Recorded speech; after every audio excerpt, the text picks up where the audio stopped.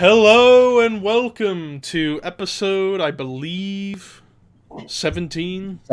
17 of the Shadow Cult podcast. Wow, I got it right 2 weeks in a row for once. That's a Not record. bad, man. Not bad. And as you just probably heard faintly in the background, I got a new phone, and my new text tone is Batista going, "Oh!" Which is probably the best notification tone anyone could have, honestly.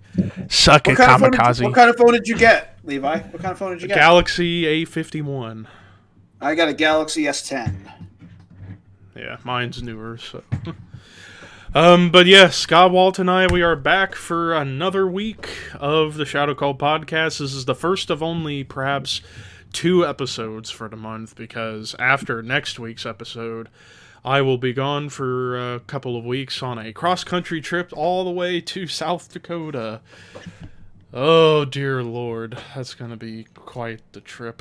But a hiatus. But you can still hang out with me and Scott. Hiatus. And Ricky right away. Hiatus. CM Punk!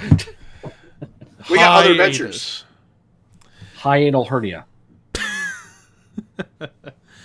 But, yeah, tonight's episode, probably the most recent pay-per-view we've reviewed on this channel so far. We are talking about arguably the best WWE pay-per-view of the 2010s.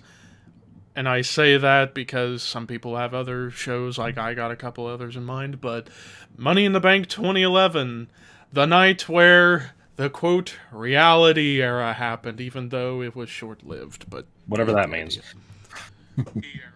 But but yeah, this was the night where some things changed. Some for the better, some maybe not so much. Also on this night, we see the beginning of the best run of the 2010s for a particular superstar that we will talk about very, very soon.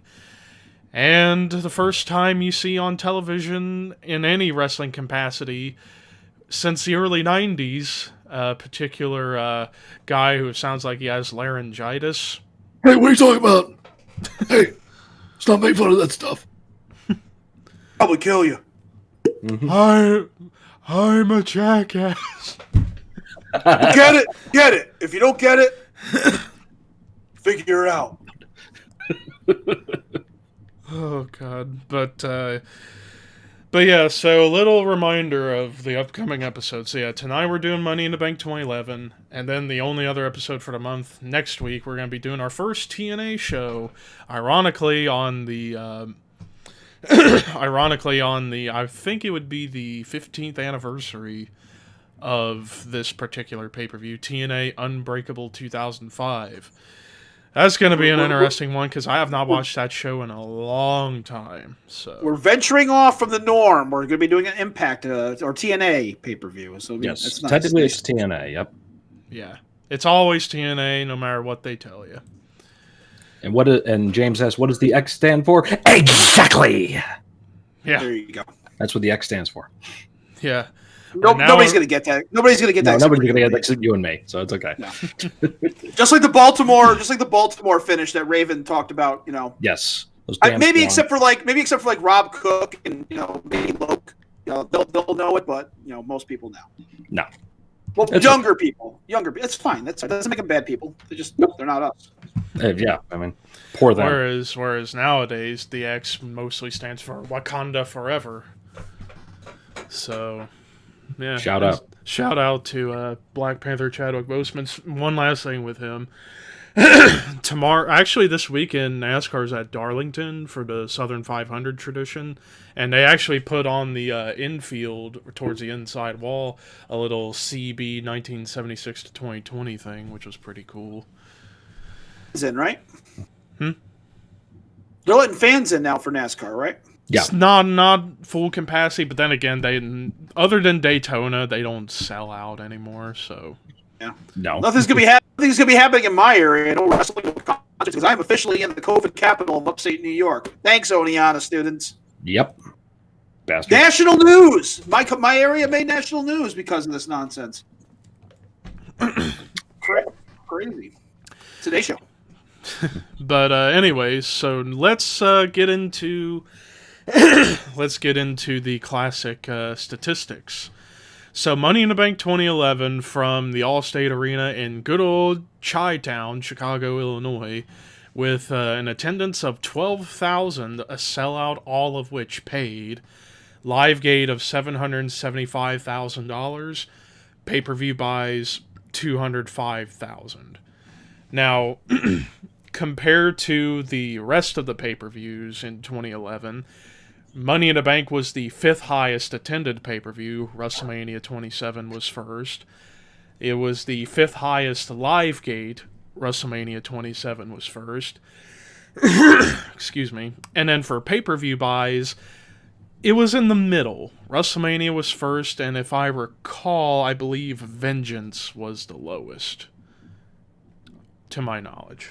But as far as compared to Money in the Bank 2010, the first ever Money in the Bank pay-per-view, it was up from 8,000 in attendance, up from $550,000 in the live gate, and up from $164,000 in pay-per-view buys. So business-wise, Money in the Bank 2011 was a damn good success. It was money. It was money. A lot of money made on this show, and a lot of people, and a lot of bought pay-per-views on this night.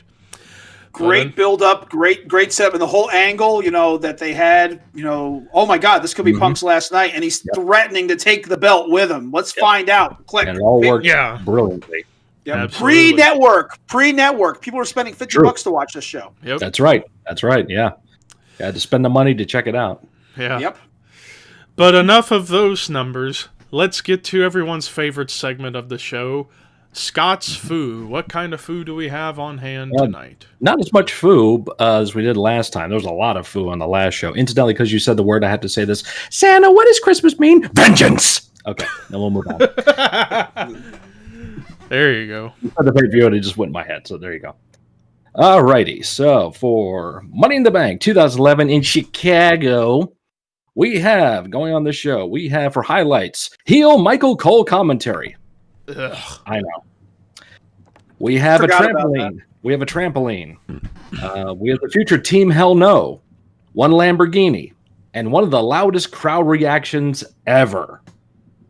Moves for the show. We have lots of dives and lots of crashing and burning.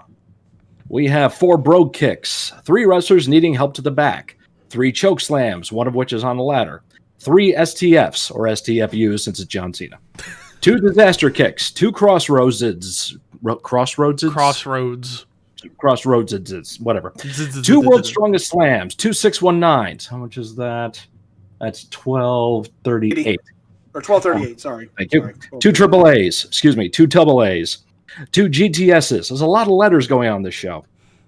1 ladder pogo spot, 1 Spanish fly, 1 powerbomb through a ladder, which, by the way, was made of wood.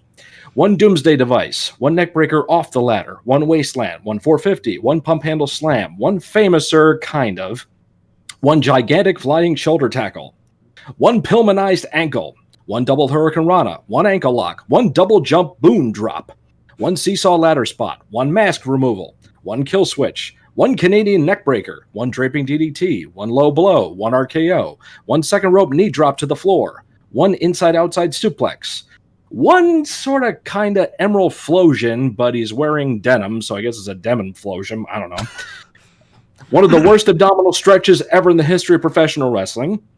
1 5-knuckle shuffle, 1 springboard clothesline, 1 anaconda vice, 1 sit-out powerbomb counter, 1 top rope guillotine leg drop, and 1 top rope hurricane rana. And for the foo, we have post foo, stair foo, chair foo, TV monitor foo, Spanish announce table foo, and a shit ton of ladder foo. And don't forget Loogie Foo. Loogie foo. Loogie Foo. And don't forget Japanese table foo. Huh? You'll get what I mean whenever we get to the match. But with all that said, let's get to the show itself. So only a 6-match card, but then again, 2 matches go 25 minutes or longer. So there you go. Yep. And we kick things off with one of those long matches, the first of 2 Money in the Bank ladder matches, but for the SmackDown wrestlers for a shot at the big gold World Heavyweight Championship. We have Sheamus, Wade Barrett, Sin Cara, Justin Gabriel, Cody Rhodes, Daniel Bryan, hold on. Sheamus, Sin Cara, Wade Barrett, Kane, Justin Gabriel, Heath Slater, Daniel Bryan, Cody Rhodes. All right. I thought I was missing something there. But, yeah, so we kick things off with this ladder match. And I will say, both of the ladder matches had different tones to it. This one didn't have as much spots as the second one when we get to it, but it had more story-driven stuff. They were trying to tell separate angles and feuds like Bryan and Cody, Wade Barrett with Heath Slater and Justin Gabriel, Sin Cara trying to do his shtick, Kane as well, and then Sheamus. Correct me if I'm wrong, this was around the time when Sheamus was starting to become babyface? I think it was, yeah. It was. It was. So we're getting to that point of Sheamus becoming a babyface. At first, a badass babyface before they made him into a complete and utter goofball and became totally insufferable. So this was good babyface Sheamus that we had on this night. And yeah. Look at the fresh blood that was in this match, too. I mean, yeah, only two guys. Only two guys in this match were in previous Money in the Bank matches. Cody and Kane. Yep. And everyone goes on about how WWE doesn't build stars. Take a look at all the guys in this match, all right, and look where they are now. Well, most of them are not with the company anymore. Yeah. Well, actually, bad example, Walt. Bad example. Well, no. I mean, Cody Rhodes went out to eventually, form AEW, and let's be honest, nobody would know who Cody Rhodes was if Dusty didn't bring his boy in. Right. Daniel Bryan ended up becoming a world champion. Well, he was he? No, he wasn't world champion yet. He hasn't had. Yeah. Sheamus was world champion before that, a little before that. He didn't hold the title that long though. No. Kane became a mayor. Kane became a mayor. Heath Slater was Slater time. Justin Gabriel left and became JP. Slater now has kids. He didn't have kids yet. He didn't have kids. Justin Gabriel left and became PJ Black. And Wade's now commentator on NXT. And well, Sin Cara. Yeah. This was the original Sin Cara Mystico. Mystico. And there was a lot they put behind this guy because he was a huge star in Mexico and Japan. So they put this guy in, and they were gonna they were try and make him the new Rey Mysterio.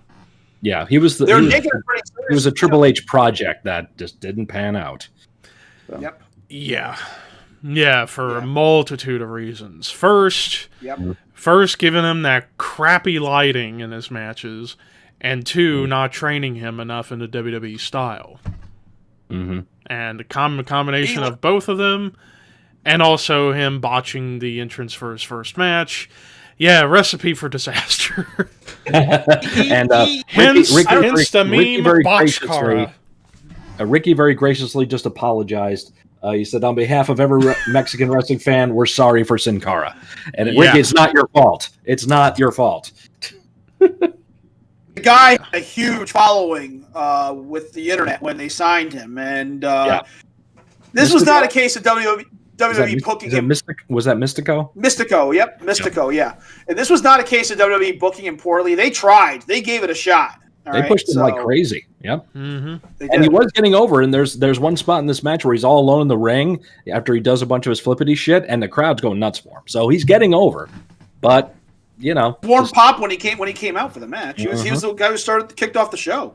Yep. And then he started to become like an internet joke when he would screw up the entrance, and people just started burying him. Or screw up anything in the match. Well, I mean, it's bad enough when you're screwing up your intro. Not even getting into your match.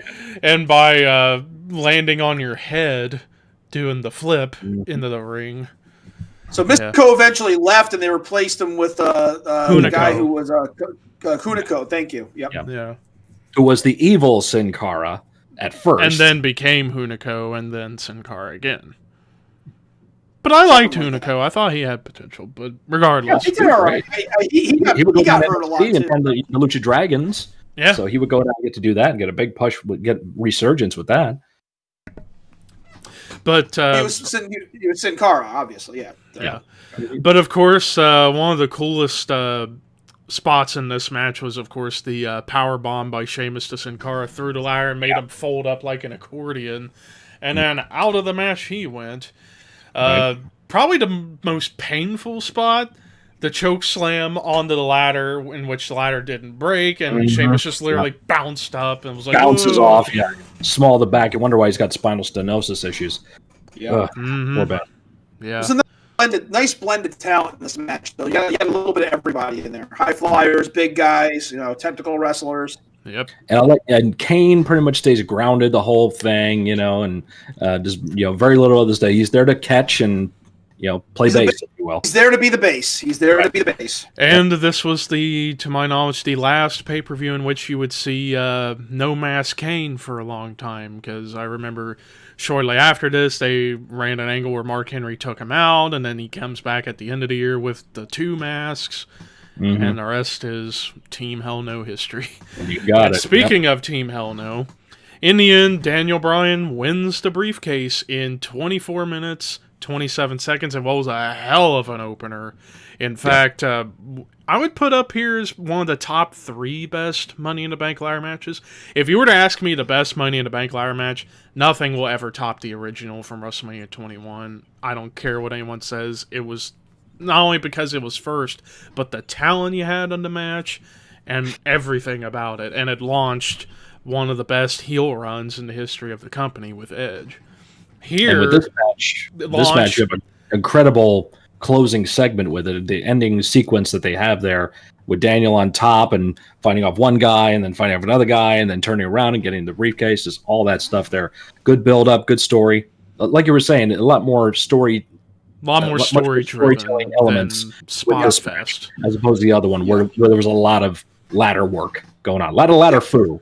Yeah, and also on top of that, funny enough, and Ricky just brought up, supposedly originally Wade Barrett was supposed to win this match, and this ain't the only time Wade Barrett was considered to win a Money in the Bank match. And to my knowledge, the reason why they changed this is because they realized they were going to have a heel win the Raw one, so they didn't want to have 2 heels win both matches. So they were like, you know what? Let's give Bryan a shot. People seem to like him. Why not? And sure enough, this would begin the slow rise of Daniel Bryan that would go on throughout the rest of the decade. So there's that. It'd only be what, 3 years later that we would have the Yes Movement happening. Yeah. And I was there when it culminated. You were there. That's right. And it was huge. James did make a point. Sin Cara also got suspended the day after for a wellness violation. Yeah. Needless to say, Sin Cara just had no luck at all. None. But yeah, and back to the example with Wade Barrett, this was the first time he was supposedly considered to win a Money in the Bank match. Now here's the one that's even more painful. Originally, they were going to do a Money in the Bank at WrestleMania 28, and Barrett was going to win, but then Big Show throws R-Truth on top of him, and his shoulder goes bleh. Bleh. Yeah. So that does happen. Yeah. And it's like Wade Barrett was like the modern day Bob Holly, where anytime he would start ascending up the ladder, injury. Oh, you mean like AOP? That too. Like AOP. Like AOP. And now they're gone, so.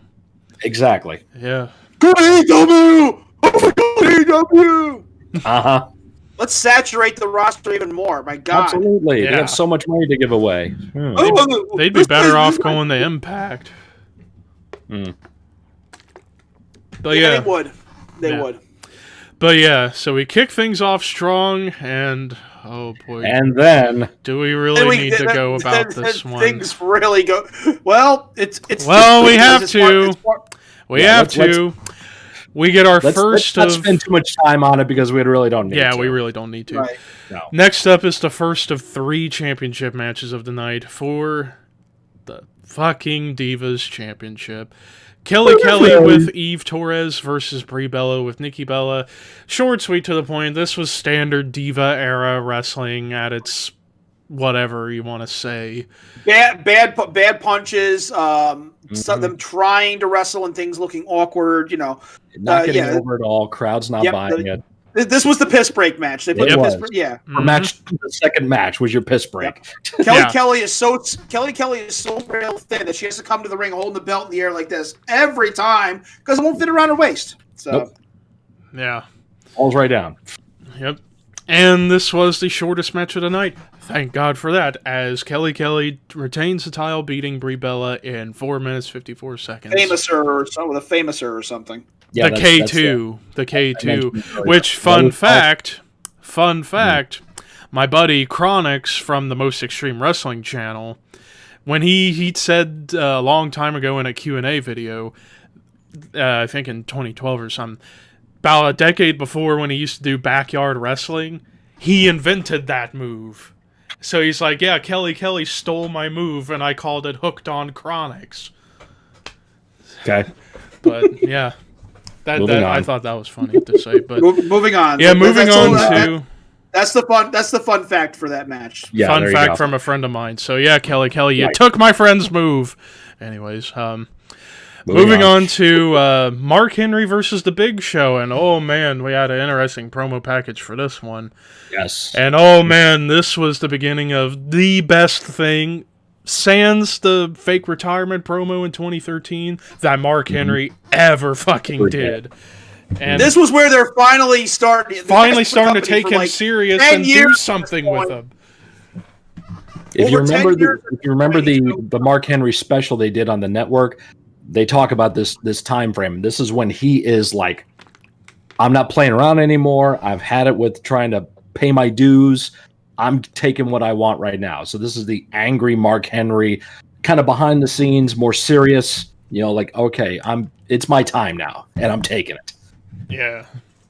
And thank God they did it for him, because wow, the run that begins here with Mark Henry was fantastic. And it pains me, and it sucks that they couldn't let him hold on to the world title at least until WrestleMania.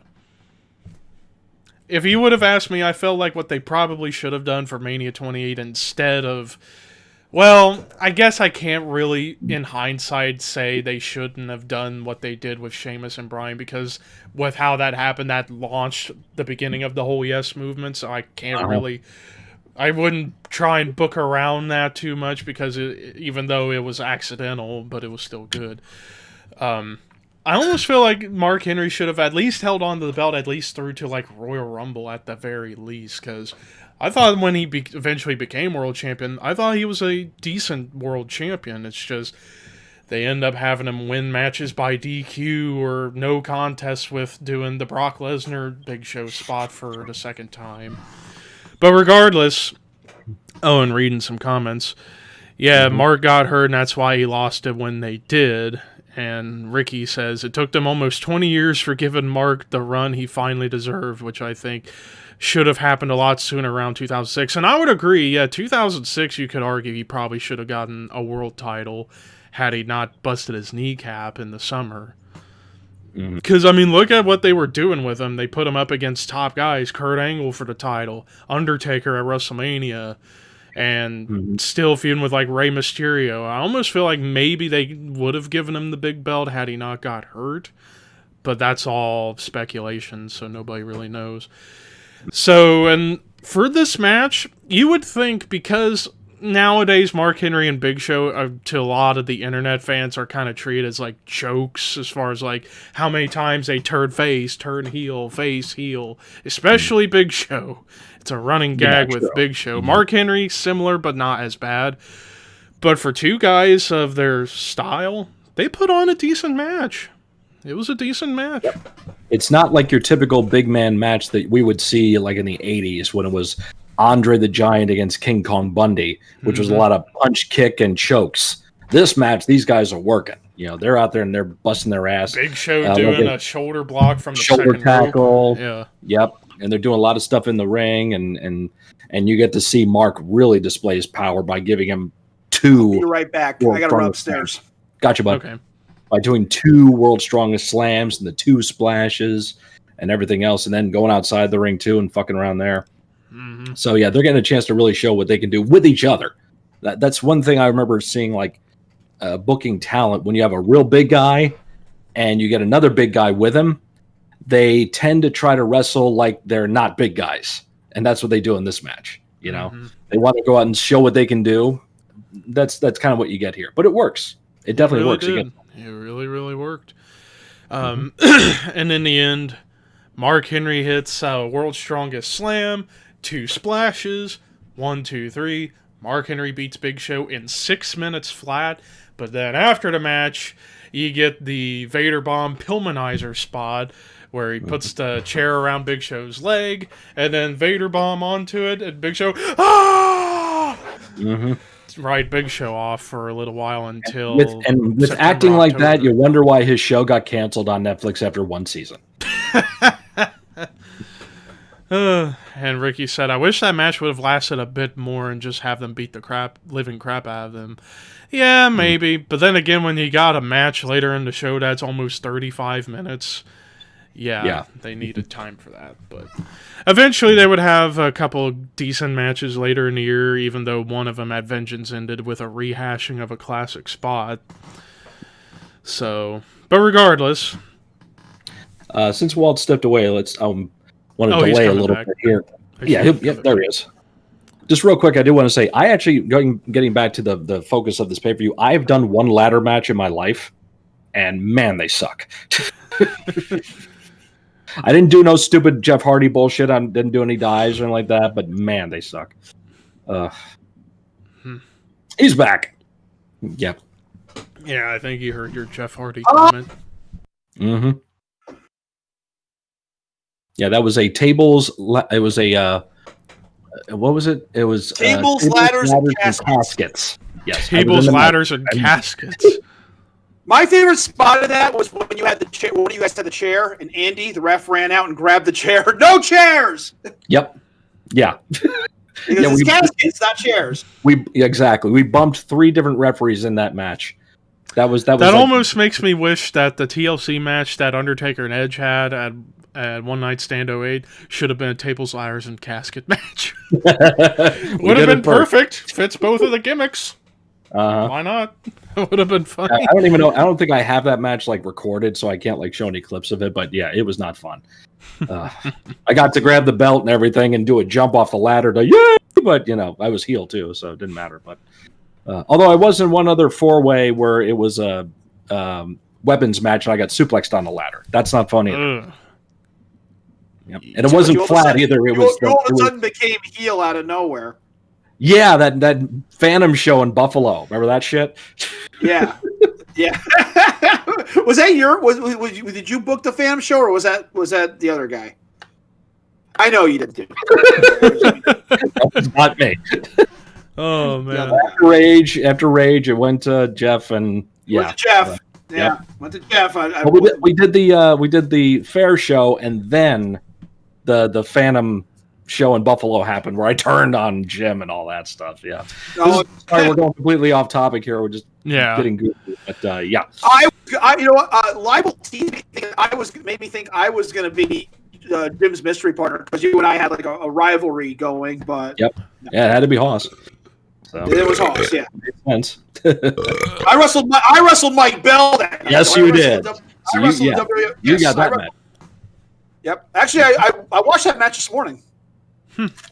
It's on YouTube. You're welcome. Yes, the Mike Bell. Yes, Levi, if you're familiar, the Mike Bell that Perry Saturn wrestled. Yep. Yeah, he wrestled. I wrestled story.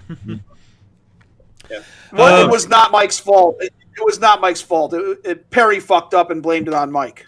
So. Yeah, and eventually Perry came around and admitted that. He did apologize. Yeah, he did call Mike up and sell you something. Yeah. Yeah, there's a lot of belching going on down here, dude. That's what Try to be professional, young man. Who says I have to be professional? I did. How about no? That was shortly after. I have no idea what voice that was supposed to be. Me neither. It works. My match with Mike was shortly after that Perry Saturn match, and I mentioned that I'm like, dude, you're kind of like the first name in wrestling here, and he looks at me, he's like, it's not because of what you think it is, right? I'm like, no, God, no, absolutely not. I said no. I said no. I know you from Bob Bailey shows and ECW. Yeah, imagine meeting him and the only thing you know is him getting his ass kicked by Perry Saturn. Mm-hmm. Yeah, Mike was a decent guy though, and it's pretty sad because he came from a pretty good family too. I know we're getting way off bar, but it's only a 6-match card, so right. So we got time. Yeah, Mike was a great guy. Put And me then, over. and then real quick, premiering my new notification tone, ladies and gentlemen. Oh, yeah. There you go. Oh, Batista, why do you have to become a living meme last year and make us laugh?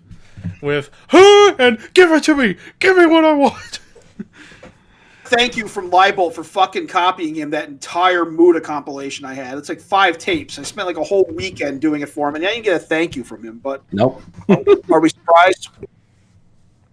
Hey, moving But on. now, moving on, that's only half the card in. Yeah. Now we're into the second half, final 3 matches. Next up, The big leagues. The big leagues. the second of 2 Money in the Bank ladder matches, this time the Raw roster for a shot at the WWE Championship.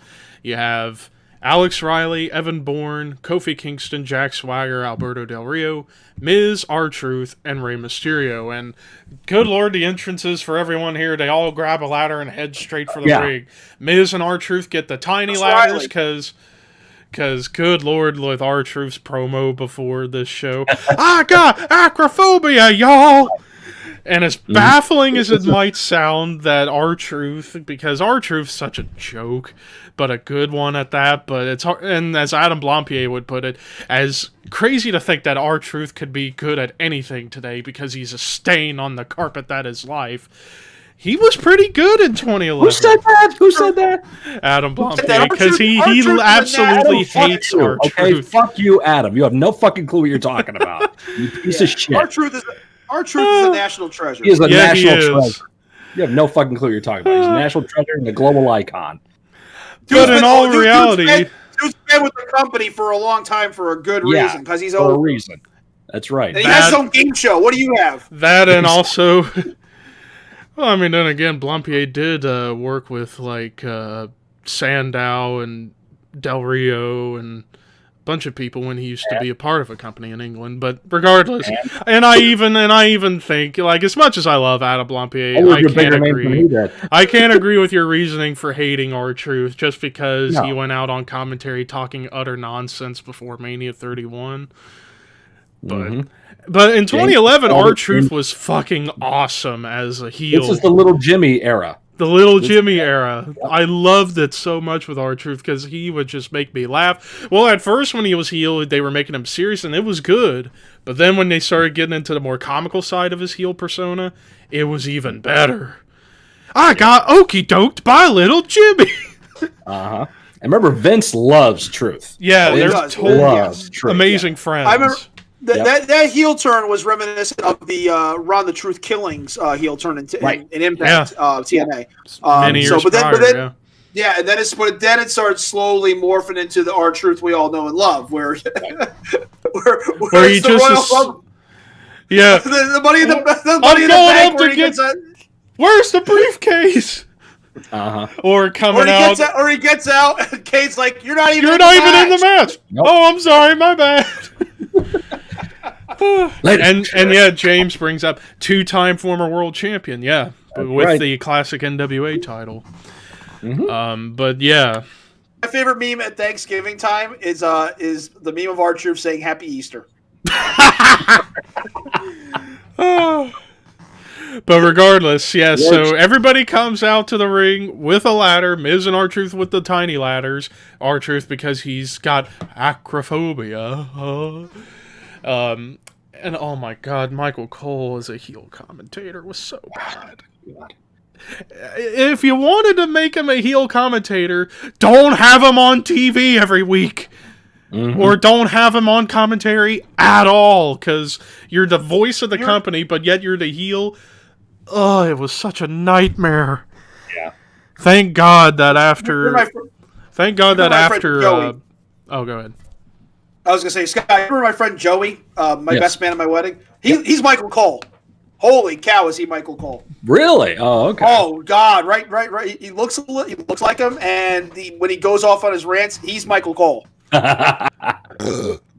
That's the other thing, too, with this show. We have the anonymous Raw general manager podium there. But it's never used. Never used. So what was the point? What was the fucking Unless they did point? something on the pre-show or on, of some kind. I don't remember. On, like, the dark match, which there was no dark match from what I saw. But yeah, that was, I guess, for product placement. I have no fucking idea. Then again, the anonymous Raw general manager Ango can fuck off in wrestling hell, because what the fuck was that supposed to be? Yeah. In hindsight, they should have just made it Michael Cole at the end, because it would have made sense and would have been. It still would have been fucking stupid, but at least there would have been something to it, not Hornswoggle. And then bring the anonymous GM back a year and a half later, and they're like, "Who's the anonymous Raw general manager? We already know it's Hornswoggle. What the fuck are you talking about?" Anyways, ridiculous. Puts the dick in ridiculous. Anyways, enough ranting. Back to the match. This match gets crazy. It with does. The ladder it really does. And the dives and everything. This is why I had to put in my statistics lots of dives and lots of crash and burns. I was not going to write down one tope, one plancha, one corkscrew plancha, one springboard, one shooting star press off the ladder to the floor, and all that shit. I thought that was overkill. He all sorts of weird heat. You got weird sympathetic heat from Miz, and then he comes back out, places on fire that he is back in the match. And Mysterio cuts him off, and they boo the shit out of him. What the fuck? Yeah, makes no sense. Yeah, that was dumb, but Miz is in full heel mode here this whole night too. So I mean, yes, he is. Huge babyface pop when he gets back in, though. They're liking Alberto in this match. The crowd's liking Alberto. Yep. He's over, and R-Truth are kind of in too. So yeah, it's hard to hate anybody in this match. Riley, man, big potential, and he just had bad luck. Well, he had the issues, and he got sent away, came back, was in NXT. Riley Rage, that thing was happening, and looked like he was on his way back to the main roster, and then he was gone again. And he's like legally blind. I didn't know that. Oh, fuck. Yeah, he has to wear if he's in the ring and he doesn't have glasses on, he can't make shit out at all unless you're this close to him. He has to have special glasses. He's pretty much, like I said, he could very well be fully blind in a few years, and he knows that. He's Daredevil. It's one of those. I met him in 2013. Nice guy, but considering he was checked out at that point, he was just done. Yeah, and a lot of people like to blame it all on John Cena, and I'm like, why? What the hell did he do to Alex anyway? There was supposedly some kind of issue between those two behind, backstage, and John maybe said the wrong thing to the right person, and it just goes up the ladder from there. And that's why nobody wants to talk or say anything in the locker room anymore, because, like I just said, you could say the wrong thing to the right person or the right thing to the wrong person, and then it goes up the ladder. It gets all misconstrued, and it gets back to Vince, and then exactly. And then Vince is getting weird, and Vince is getting weird now, and getting weird. The third party bullshit now we're hearing about. Yeah, fuck that. Or no Twitch or Cameo, or I don't know about that. Nobody. I'm going to tell this to my friends, especially my buddy AJ, who gets a little markish sometimes. I love him, though. Nobody is going to fucking walk out because of the third party. They'll be pissed. They'll not be happy about it. And I'm sure in the end they'll find some sort of loophole. But no, there's not going to be any There might be a situation. It might be a situation where Vince needs to have everybody pull back so WWE can negotiate a deal with these third parties for these people to eventually get their channels back so WWE makes money too. That's the issue too. Working in corporate America, I know for a fact that if you work for one company and you try to make money someplace else, sometimes you have to get permission from your company to do that. So that's the way it happens in real life. Now, granted, these are independent contractors now, but that could be an issue. We're not lawyers. Nobody here is a lawyer. And trust me, not a lot of people on the internet are lawyers too. So wait till the legal department gets in there and we'll find out what's happening for real. Yeah. Details settled. No, the only thing coming forward is secondhand news. I mean, third party, secondhand websites with little scrumpets of details. They're not getting the full picture. Let's wait till things pan out. But nobody is going to fucking walk out and quit because Vince will not let them stream video games. That's stupid. So yeah. Or do cameos for fans. I'm sure AJ Styles will be a little pissed about it because he does like his Twitch and all his Twitch accounts. Because he's a big gamer guy, so but he is not going to walk out on a contract because of that. And several of the people who do these Twitch streams, they're for charity, so they're not making money on them. Yeah, and actually probably my favorite one out of them all was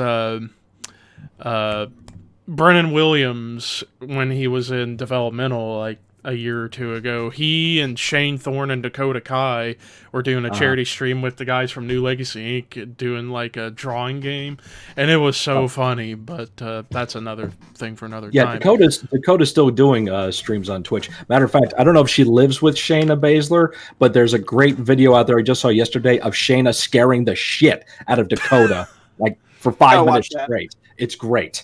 It's like Dakota is like so focused on a game and shit, and here comes Shayna sneaking up by her with a mask on, and she just comes you see Dakota. That sounds like something. That sounds like something I would do. Yeah, Shayna seems like somebody who with the free time she's been getting until recently, she's back on TV, which is great. She was probably spending her time in the locker room ribbing everybody. Probably. Oh yeah, she's busting everybody's balls. Have you seen the shit that her and R-Truth are doing over freaking tartar sauce and these condiment discussions they're having? They're fantastic. They're absolutely fantastic. She is trying so hard not to break, but he is getting her to corpse every time. She can't stop. It's fantastic. Moving on. What they're doing on TV. Fuck's sake. But with this match, it was more about the spots and the ladders than it was to tell a story. I mean, really, the only story you really have in this match is Miz and Alex Riley, considering they had just split up prior to this. And that was really it. But in the end, Alberto Del Rio wins the Raw briefcase in 15 minutes, 54 seconds. So it was very short compared to the SmackDown one. And this was during a time when a lot of people liked Del Rio. Now a lot of people hate him because they find out he's a total and utter douchebag. Yeah. So, yeah. Especially when he's drinking tequila. Mm-hmm. Kind of got that vibe off him. Yeah. But now we get to the penultimate match of the night, the second of two championship matches of the night, for the big gold belt, the World Heavyweight Championship. Randy Orton defending against Christian with the stipulation if Orton gets DQ'd or if there was poor officiating, Orton would immediately lose the title, and they build up with the promo package. Orton beats Christian in the rematch after Orton wins the title from Christian after Extreme Rules, which, by the way, WWE, how fucking dare you do that to Christian like that? It still pisses me off. I think they do him even worse on this show. Mm-hmm. And then loses the rematch. Loses the match at Over the Limit. Then they get a rematch at Capital Punishment, which Christian's leg was under the ropes. So that leads to this match. Now, despite how they were treating Christian during this feud, this was arguably the best feud of the year, because these two put on damn good matches throughout this entire period. I hated the finish for this, because you're building Christian up. It's like he's trying to live up and to have a career as stellar as his partners, and he's trying to come up. He finally gets it, and it falls right out of his hands. And all of a sudden now he's resorting to lower tactics against one of the top heels in the company. I'm like, why? Who's now babyface at this point? Right. Yeah. Yeah. Well, yeah, it was a double swerve at this. Right. Yeah. Yeah, and despite how real this match was, maybe not the best match in the feud. I feel like their best match would be the month after at SummerSlam, but this was still a really damn good match with a lame finish. But in hindsight, I understand why they did to get more heel heat on Christian, leading to the rematch. But at the same time, when you've got a main event coming up like they do, and they know what kind of outcome they're going to have, there's room on the rest of the show to have the lame finishes where people are going to forget about them by the time the show's over. And on top of that, finish is so big. And on top of that, they kept on with some good continuity for once, with Orton bringing up his anger issues from 2 years prior in 2009 when he punted Vince in the head. I like the continuity where they keep that going, and there were several times in this match where Orton wanted to push the envelope and just beat the fuck out of Christian. And then you get the finish, Christian spits in his face, Orton throwing punches, and then wahoo, low blow, and Christian wins the belt. It was so out of nowhere, though, because, remember the spot in the match where Christian finally hits the kill switch, boom, crowd's on their feet, bam, he got him, he get this, get it right here. But the thing I just didn't like about with that finish is because they spent all this time building Christian up as an underdog. You know, as I tell Scott, and we both agree on this, when it comes to champions, baby faces going after the title, the chase is always better than the catch, to quote our beloved Motorhead. Mm-hmm. I wish I had my Motorhead shirt on right now, but hey, Iron Man. But it's like yours is like, fine. Yours is cool as hell, so it's all good. We build Christian up, so because he's his partner, retired, just retired, and he wants to take over the mantle and have a stellar career like Edge did, and win championships and all that, and but they do it in such a sympathetic manner where you want to get completely behind him, but then they just suddenly just turn him back into dickhead Christian. They give him a weak finish. Yeah, and to be honest though, the way that they gave him the belt in the first place with Edge helping him, they were bound to turn Christian heel because they were going to have him be bitter about how Edge helped him win. So in hindsight, it makes sense. The one thing I would change, for this match going forward, I would still do this finish. The one thing you change, have Christian retain by beating Orton straight up at SummerSlam. And then do whatever you want, make Christian back at the underdog after he finally proved himself against Orton by beating him straight up, not using any underhanded tactics, and Christian would have been better off. You could still do this to get the heel heat on him, and then at SummerSlam, beat Orton straight up to retain the belt, and then you could do whatever with like him and Mark Henry afterwards to keep the Hall of Pain thing going. That would be the one thing I would change. Yeah.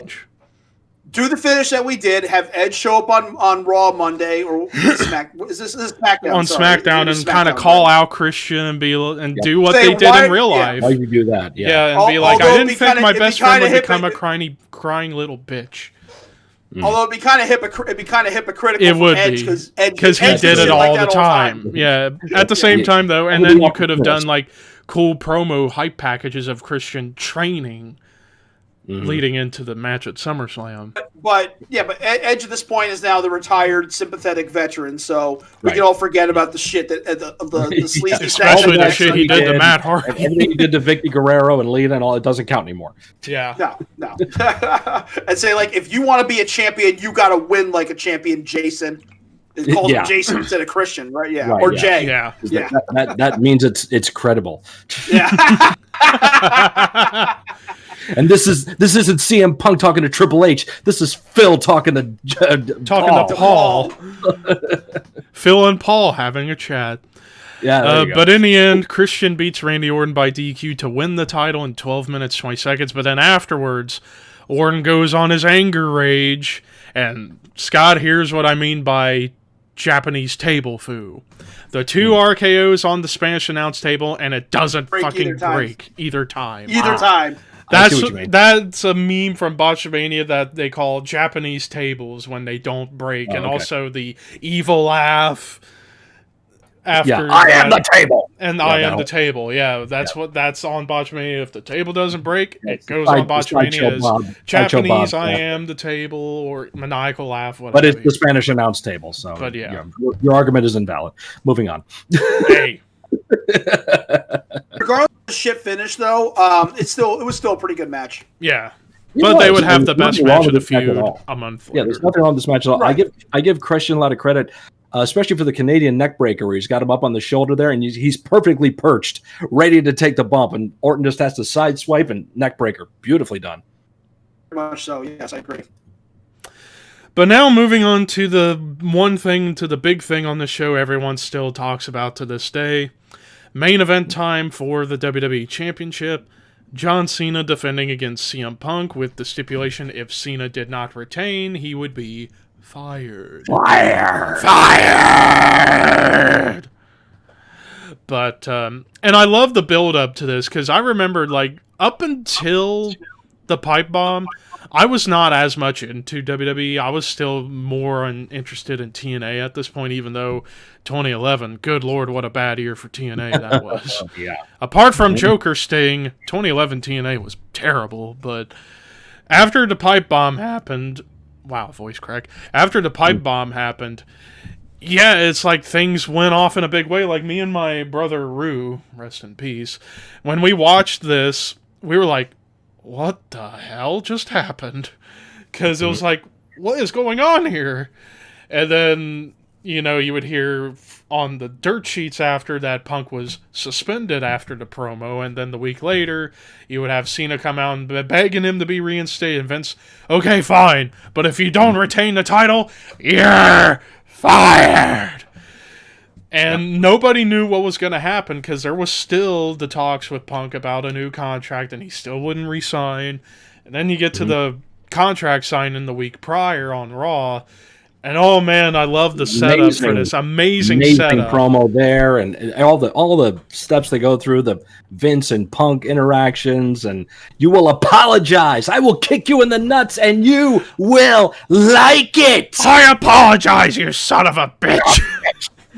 Thing is, the internet marks were fucking eating it up. They really thought he was going to go to New Japan with that title. Yep. Yeah. Oh, and on top of that, and probably one of the best quotes in the whole build-up was in that contract sign where Punk's talking about how Cena used to root for the underdog. He was Boston Red Sox, but you're no longer the underdog. You are the New York Yankees. Knock on fudge. That's the line. That's the line for a guy from Massachusetts. You don't compare me to the Yankees. Yeah. And it's still weird. Looking back at the build-up, Punk was still leading New Nexus at this point, but then once this show happens, it's basically dead. It's basically gone. Because he comes out with that Best in the World shirt, which I wish I would have bought. I do have the In Punk We Trust shirt, which is, I honestly think, a little bit better than the Best in the World shirt, because I like the gray scheme. But, and this was the final pay-per-view. Punk comes out to kill Switch Engage before he goes to Living Color. So. Right, yeah. And oh man, when he comes out, the crowd goes fucking apeshit. Go banana. And then Cena comes out. All the heat on him. Boos forever. And John's smart too. When he comes out, he walks straight to the ring. No stopping and saluting and doing the run to it, all that bullshit. No, he knows what he needs to do. I do love how when he's in the ring for the announcements, John's doing like fucking shadow boxing. Like it's a boxing match. Rocky Balboa. Exactly. Yeah. Rocky shit. It was brilliant. Loved it. And we get wrestling with chain wrestling with this match too. I have a question. You notice that Dave Meltzer took a bunch of matches that he took from 5 stars and elevated to 6 because people when he gave it to Omega and Okada, they're like, well, what about Kawada and Misawa from '94? What about this fucking match? Yeah. What about this one? What about this one? What about this? Mm-hmm. I just looked at Meltzer's little archive. This is still a 5-star match. Why? Why? Well, Dave. Come on, Dave. Every bit is fucking good, if not better, than Okada versus Omega. This is a classic. Yeah, this was an amazing match. Then again, Punk and Cena in this year and then the couple years after always put on a hell of matches that you could consider match of the decade, like their match at Night of Champions the year after. Yeah, weird finish, but it was an amazing match that could have matched this.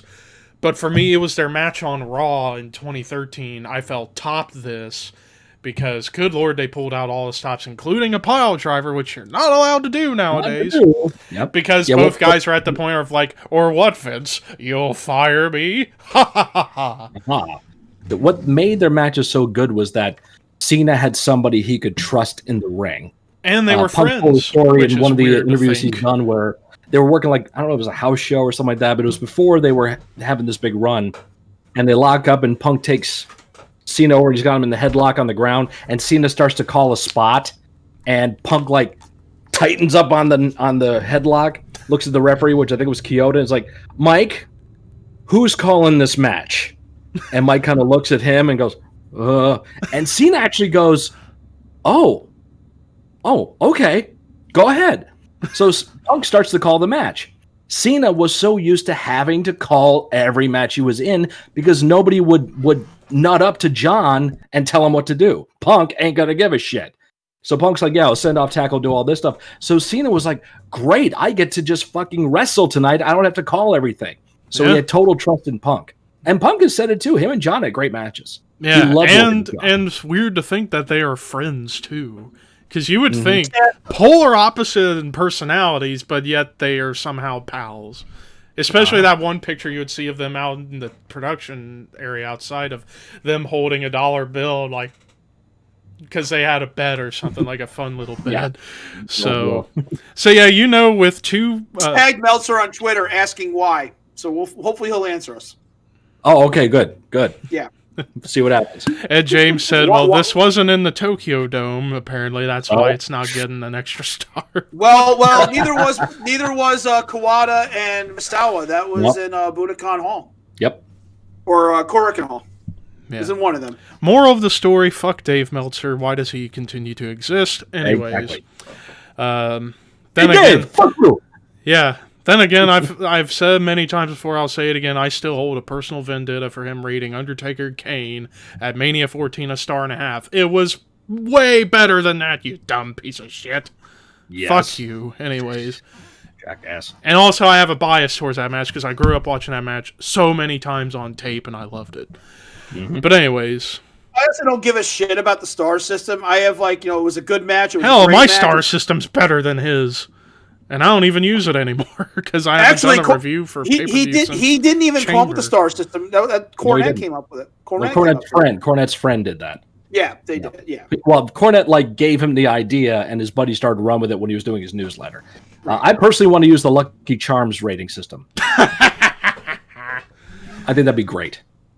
But yeah, with this match, with 2 yellow moons and a green clover. I think that's more fun.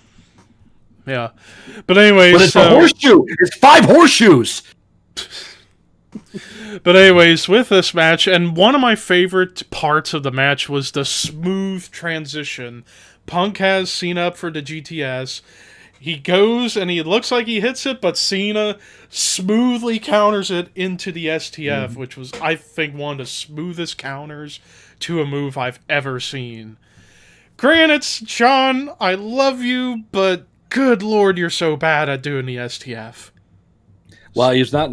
He's worse at doing the abdominal stretch. Man, that was bad. Yeah, but with the STF and oh my god, and it's become like a joke. But every time you see him do the STF, he doesn't wrench. He just straightens his arms, and it just looks like he. But he's got arms big enough to do it, so you can't really be mad at him. I'm sorry, but still, it's I can do that. But still, it's just lock in the damn move, make it look like it hurts. And you know what makes it even more frustrating? He occasionally will do it correctly, especially on Rusev, including one time with the ring ropes wrapped around his face that looked incredibly painful. That is how it should be applied, John. Come on. Now, James just asked a great question. What's worse, Cena's STF or Rock's sharpshooter? Oh, God. Sharpshooter. Rock sharpshooter. I don't know. They're both bad, but both I guess bad. if I had to choose, I guess... Yeah, it's tough. Can you picture Masahiro Shono sitting down watching wrestling and seeing John Cena put the sharpshooter in and him losing it? STF sucks! I'm gonna say I think Cena's STF is worse. I'm gonna say Cena's STF is worse for the particular reason that most of the time he doesn't lock it in, but there are some times he'll actually do it. It's like, why not do that all the time? However, I just remembered something. I think I have a slight theory as to why he doesn't lock it in all the time. Because if anybody remembers, Unforgiven 2006, the TLC match with him and Edge, and he did the STF to Edge with the ladder, and he legit knocked him out for a bit. I think that's part of the reason why. But at the same time, if you just do it on the normal way and not on the ladder, it's not so bad. But so he Richard Belzered Edge, is what you're saying. Because he literally had him by the neck over the ladder, he literally starts passing out. And Edge describes that he was in La La Land until he got hit in the face with the ladder, and then he woke up. So yeah, that was a scary moment for Edge by getting in the STF. There's with the instances where John is cinched on, it's looked good. I mean, when he wrestled Umaga, it was fantastic. Yeah, on Rusev, Umaga, Triple H. When he had at WrestleMania against Shawn or Trips, it looked tight. It looked good. But there's a lot of times where it looks like, he just all he does is straighten his arms, and it's like, I guess he puts pressure on their ears with his big arms. But seriously, just lock in the move. But regardless, and then you get closer to the match where it's back and forth, and then out comes Vince and John Laurinaitis. Fucking hell. And Cena puts the STF back on, and Vince is trying to do the screw job repeat, get John Laurinaitis to go ring the bell, but Cena's like, nope, unlocks it, clotheslines John, and then he's looking at Vince, I am gonna do this the right way. Yep. Immediately back in the ring, GTS, 1, 2, 3, and the crowd goes banana as CM Punk beats John Cena to win the WWE Championship. All right, get Alberto out here. Get Alberto out here right 3 minutes, 44 seconds, but yeah, afterwards, yeah, you would see Vince get on the headset, get Alberto out here, and then out comes Del Rio, kick to the head, knocks him out, and then Punk goes through the crowd in the classic, and then leaves, quote unquote, even though we now know during the pay-per-view, like an hour before this match, he signed a new deal. So you had me over a barrel here. Yep.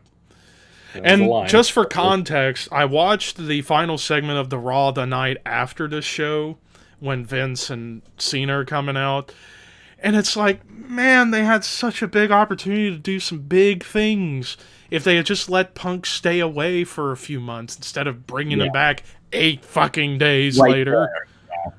Like, at least bring him back at SummerSlam, like, do, like, a WWE title match where Cena wins the belt or Rey Mysterio gets the belt, somebody, and then Punk comes back. When was that convention that Punk showed up during Triple H's dais thing? I think it was middle of the week. Middle of the week? Okay. Yeah. Because, that happens there, and he's got the belt with him and everything, and that goes down. But yeah, it would have been it would have made more sense if they extended it out, stretched it out a little bit longer. And made Raw really more unpredictable with, like, who was going to be champion and then everything else about Raw. Because, yeah, like I brought up earlier, this was supposed to be the start of the, quote, reality era, as some people like to call it, which in reality was no reality era. It was just still the PG era.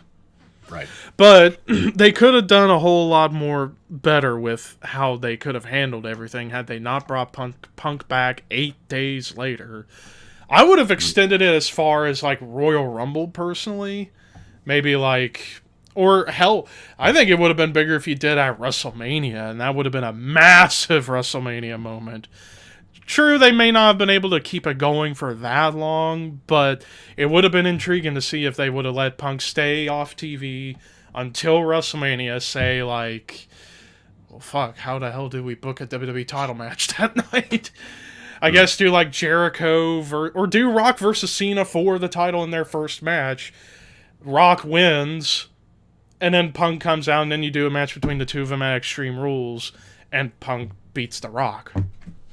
And you could still have done Cena and Brock Lesnar on that show, too. So, but, I mean, that's all hindsight. But regardless, moral of the story, they should have tried to handle it a little bit better than they actually did. I always found it funny that after the match, Punk runs out of the building, gets in the car, drive him home, puts the belt in the fridge and takes the picture and posts it. Yeah. You notice all the labeled items in his refrigerator are turned around? You notice that? It's called Greeking in the world of Food Network TV shows because they don't want to pay for licensing and trademarks and stuff. So they turn the labels around and they put fake labels on them. Mm-hmm. That's what he did when he put the belt in the fridge. You see like Jif peanut butter or Skippy peanut butter and it's completely turned around. Like, it's a work. It's a work. Yep. Off track for a second because I have some good news I just discovered on Twitter. Okay. The winner of... I think AEW started to fucking listen to me now.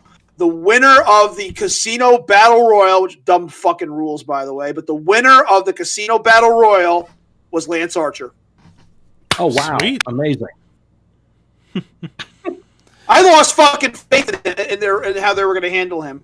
Well, it's early. Give it time. It is still early. But also on a side note, Evan Bourne made his AEW debut, or Matt Seidel. Let's just say he's going to be on Botchamania. You guys will see it. Okay. Oh, boy. it's bad. What's that? When you say he made his AEW debut, does that mean he's signed or is he just there for a one-off? No, but he did something. I don't know if he was in the Battle Royal or it was a match, but let's just say he's going to be on Botchamania. I saw the clip. It's definitely going on there. It's bad. It's let's just say it's a horrible time to fuck up on your debut. If you want to laugh, find the there's an interview video on YouTube of Delirious, and they're asking him about wrestlers he knows, and they say Matt Sydal, and he goes, "Who? Evan Bourne? Evan Bourne? Oh no, I don't know. He was a mark. I don't know what he's doing. I don't think he's sucker something. I don't know. Find it. It's awesome." Is he ribbiting him? I think he is. They're probably all friends. Yeah. Oh yeah, they love him. Oh yeah, they're all good. They all grew up together. They all wrestled in the same town together and everything, all in Missouri, something like that. I was to say, wasn't Matt Sydal a Chikara guy though? Yeah. At one point. Yeah, that's why him and Delirious are old buddies. Delirious, Matt Sydal, Mischief, Daisy Hayes. There's a whole crew of those people, all from that same area. Yep. Mm-hmm. But anyway, so that does it for And Money in the Ricky Bank just called and said 2011. it's bad. Yeah. So overall, Money in the Bank 2011, arguably the best pay-per-view WWE had in the 2010s. I still am going to fight for WrestleMania 30, mostly because I'm biased because I was there live, but you did have some good stuff on that show. I think 30 is more more consistent with the matches. But this show, you have to take that main event and put it at the top 10 for the 2010s as far as matches is concerned. I mean, a lot of people put this at number 1. I still fight for Cena versus AJ at Royal Rumble 2017 as the best match WWE did on pay-per-view of the decade. Maybe not best WWE match overall of the decade, but it'd certainly be up there. It'd be top 10. Just no like main event WrestleMania 30. Top 5, I would argue. Yeah. But in the end, this was Cena and Punk in an all-time classic. Yeah. So this makes our job easy for best match and worst match. Best match goes to Punk versus Cena. Worst match goes to Kelly Brie Bella for the simple fact, standard divas wrestling for the time. Thank God NXT comes around soon and women's wrestling and the WWE changes forever for the good. May I say the Bellas after that point did step it up and tried their best to compete. They knew. They were the last. They were the only. Them and Alicia Fox were the last of the Diva era, the girls who John Laurinaitis picked out and underwear out of Underwear magazine. Diva Search girls, that stuff. Yeah, and they had to step it up and hang with Sasha Banks and Charlotte and Becky Lynch and all the Shimmer girls. Okay, right.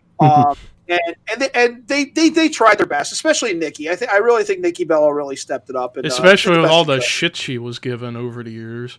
Which I've given both the Bellas a ton of shit over the years, but in hindsight, it's like, yeah, of course. Instead of walking away and quitting, they stuck it out and made the best of the situation. I give them a lot of credit for that. Yeah. So now we're getting to questions. If you guys have any questions, let us know. But yeah, reminder, next week we are doing Unbreakable 2005, our first TNA pay-per-view. That night you had a couple hardcore matches, one with Sabu and Abyss, one with Raven and Rhino, but it's mostly remembered for, in my mind, the best triple threat in the history of the business, with 3 of the best in-ring technicians of all time: AJ Styles, Samoa Joe, Christopher Daniels. For the X Division title in the main event, which was first time ever on a 3-hour pay-per-view, they did that. And Jeff Jarrett, as much as some people may give you shit, you made the right call by doing that, because there was no way anybody was going to follow that. So they're like, you know what? These guys are going to give it their all. Let's put them last over the NWA title. I think, and we'll talk more about this next week, but I think that's the match that Daniel said he felt the office was like so sick and tired of hearing about how big the X Division was, that they finally said, screw it. We're putting in the main event, and they're even either setting them up for a big go guys go or a big I told you so. Like it wouldn't work. But as you saw, knocked it out of the park. So yeah, and also, well, then again, technically the feud started back in February with just AJ and Daniels, but then when Joe comes in the summer, launches probably the best feud in the company history with all 3. That would last from Against All Odds 05 through to the Impact before Lockdown 2006. And then come back a few years later for the world title, which was an interesting change of nice switch. Things. Nice little switch. But, And I say it all the time. Christopher Daniels. I mean, yeah, he was in the WWE for like a cup of coffee in the late '90s, but man, as far as a wrestler that never got a big break in a bigger company, he's the best out of them all. I feel like, especially given the rumored plans for the Greater Power was supposed to have been Daniels instead of Vince. Man, if Vince had just ignored the fact he was only 6 foot tall and just gone with it, good Lord, Daniels could have been a top heel in the WWF. Now, the other thing too with Daniels is that he was part of the developmental system there for a bit. He was training under Dory with like Carino and Teddy Hart and guys of that time, like 97, 98. Remember, Daniels was also remembered for being in that Chef Boyardee commercial with the Hardy Boys. He's in that too. That's like look that up. Yeah, you have to look that up. Daniels had 2 or 3 matches in ECW and had heat because the word I got, and I think Walter may have got this too, was a friend of ours who worked there at the time, said that Daniels took a finish, got pinned, rolled right out of the ring, and went to the back. He didn't sell it. And that gets you heat when you don't sell the finish properly. So that could carry over. I was at those matches. And if it was, and you know who it probably was, it was probably Rhino he did that to. Because that's who he wrestled most of the time. When I saw him at Mid Hudson, he wrestled Rhino. Yep. Yeah. I don't remember I remember Rhino going up. I don't remember that exactly happening. So maybe it did, but yeah, that's the word we got. And I'll be right back in just a few minutes, so you guys can continue talking. And Ricky's got a question that you guys can answer. What's it going to take for you to do TNA Victory Road 2011? I don't remember the matches on that show. So is that the one is that Sting and or is Jeff Hardy? Is that what happens that night? I think it was.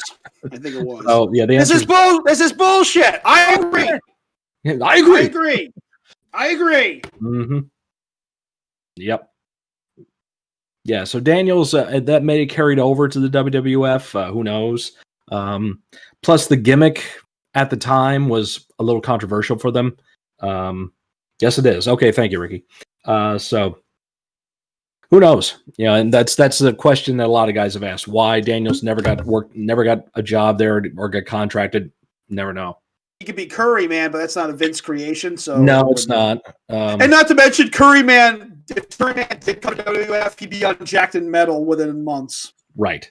Yeah, he wouldn't have done anything with it. But Daniels is a great guy. I mean, I got to meet him. First night I was doing Ring of Honor Ring Crew. I'm sitting with all the other Ring Crew guys in the locker room. We're just all kind of like we're just sitting amongst themselves because we all know each other. And I kind of feel this presence come over to me. And I turn around, Daniels right there. How you doing? Chris, nice to meet you. Oh, hi. How you doing? So he comes walking right up to us. We're nobody. He's Christopher Daniels. We're nobody. He comes right up to, how you doing? Nice to meet you. Just wow. Shocked the hell out of me that he was so nice. So he's yeah, I heard good things. I've heard good things. Yeah, good things. I heard that him and Chip Stetson are very much very alike. Yeah, that is true. Yeah, him and Chip are very excited, very happy to be there. You know, treats everybody like a friend. So yep. Yeah, but Chris is cool.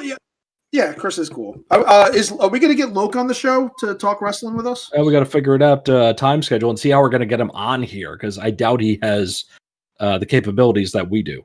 So. I don't know. I'd love to have him on here just to talk like fans, because that's what we all were at one point. We have so much fun doing that. So. Mm-hmm. Yeah, and actually, Chip Stetson too. I think Chip would be fun to have on here to talk about. Yeah, Chip would be fun, a lot of fun. Yeah, he'll be ripping the both of us out the whole time. Oh yeah.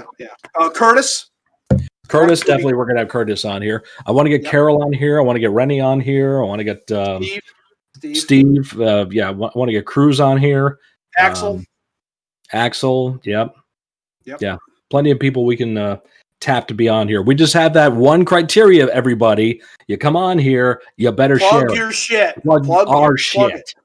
Plug our shit. You know?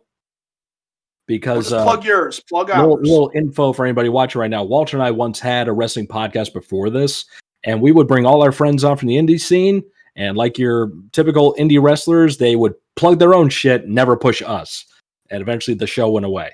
So we had some relatively reasonably known names, like a certain librarian.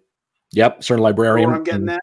Yep. And that librarian didn't plug the show either. Yep. So, who's had an affinity for the color blue, but her and various other girls from Shimmer on the show. My good friend Lexi Five from Shimmer and Shine and Rise and everything, and so plenty of other people that have been on the show that have been places and have stories to tell. But they have an audience. Yeah, that people cared about. Mm-hmm. Yeah, all you gotta do is just share, promote, and get the word out there. We do it for you guys. You do it for us. Exactly. Yeah.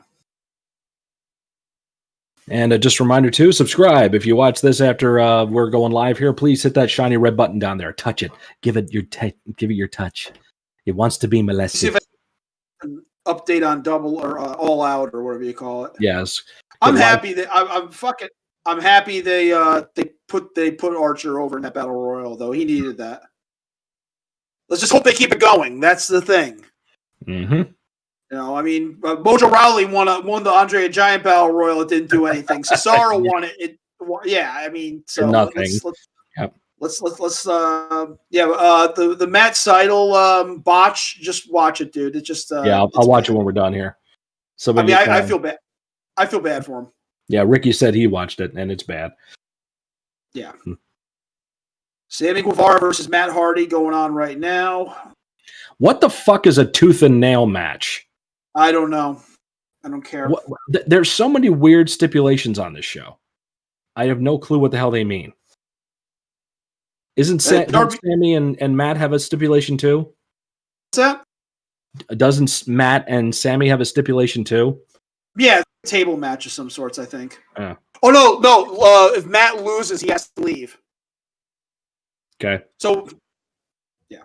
Which version of Matt has to leave? Yeah, that's a good question. Oh God, I'm looking through here, and they're all they're talking about is poor Matt Seidel. Damn. Yep.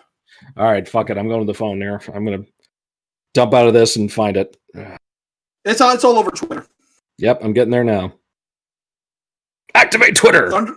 Thunder Rosa versus Hikaru Shida will steal the show. Here's the thing, they're doing an NWA versus AEW match right there.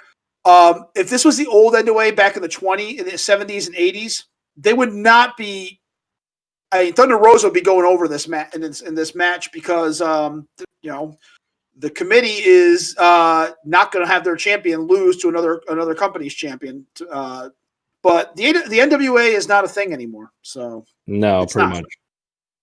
No, there is no board of directors. It's not what it used to be. Just another name.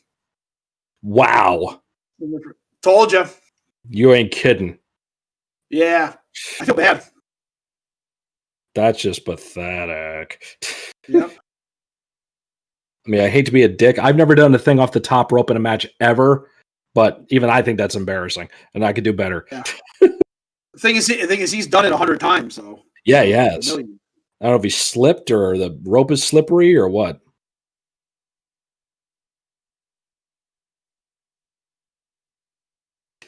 And I like Darcy's tweet. Reaction to the hashtag Broken Rules match. What? It's a meme of Tom Cruise going, what? Oh. I'm back, and what did I miss? We're talking about Matt Seidel's botch. Oh, and I haven't seen it yet. The stupid stipulations they're having all night long on All In. Like, what the fuck is a tooth and nail match? I still don't know what that means. Yeah. I think Thunder Rosa won the title here. Really? Hold on. I think so. Let me see if I can find some results. That's fucking wild if that's the case. If Thunder Rosa won the belt, then she's a double champion. AEW double champion, and they're going to be doing something with whatever the NWA is you call it now. Hold on a second. Yeah. All right, I think the match just started. Just started. They're not, they're everyone's like, "Oh, Sheeta, you can do that." I like Sheeta. I think she's pretty good. But so my answer to the question Ricky asked about what's it going to take to do Victory Road 2011. I mean, we'd do it. I mean, nothing's really off limits except for maybe Over the Edge 1999. Yeah. But everything else, or even Heroes of Wrestling, if we ever decide to review that, we'll do it. But good lord, it ain't gonna be pretty. And we're doing Herb Abrams UWF 2 sometime. Oh lord. Yes, we are. Beach Brawl, baby. Make it happen. Book it! Wow. We also got to find some really shitty indie shows because they're all over the place on YouTube. We got to review that stuff. Okay, Sammy Guevara did a Shane McMahon, Steve Blackman-like bump off of the tower. Oh boy. Yeah. Remember that? When Blackman and Kendo stick to the back and then woo! Sammy Guevara just basically did the same thing. Nesty plunge. But something happened to Matt Hardy, and people were wondering if he's okay.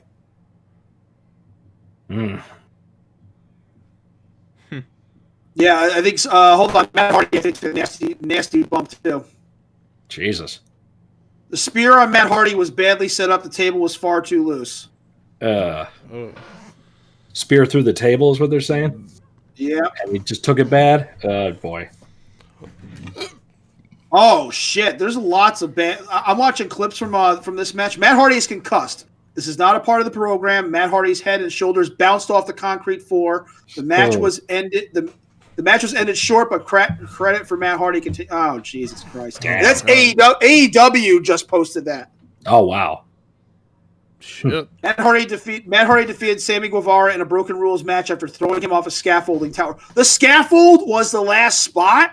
So the spear and the thing I just saw with his head bounced on the concrete, that was in the middle of the match. Jesus Christ. Eddie Kingston was in the Battle Royal. Good for Eddie. Eddie looks just like you and me, but he's good on the mic. He can talk good. Yeah. So hey, good for him getting a spot finally. He took over. He taken over Evolve or something because I saw Gabe is done booking. Evolve is, Eddie's got something different going on, but one promotion. Gabe has come clear. He's working for NXT now. Yeah, he's on the booking team. Yeah, I like about Gabe that he's retired from independent wrestling. That's the way he put it. Yeah, Gabe. I wonder if Gabe is allowed to yell and scream backstage at NXT. Oh my god! Those were the best. Watching Gabe have a freaking temper tantrum. You're not part of the show. You need to leave now. I'd see that sumbitch in the freaking stairwell at the Murphy Rec Center during it was 2002, and he would be going off, screaming and hollering, hands going all over the place. And I was looking at this like, what the fuck is wrong with this guy? And even Punk and Joe talked about it in one of their shoots, like, hey, Gabe's having a temper tantrum. Come on. Everybody like be looking for Gabe to have a temper tantrum.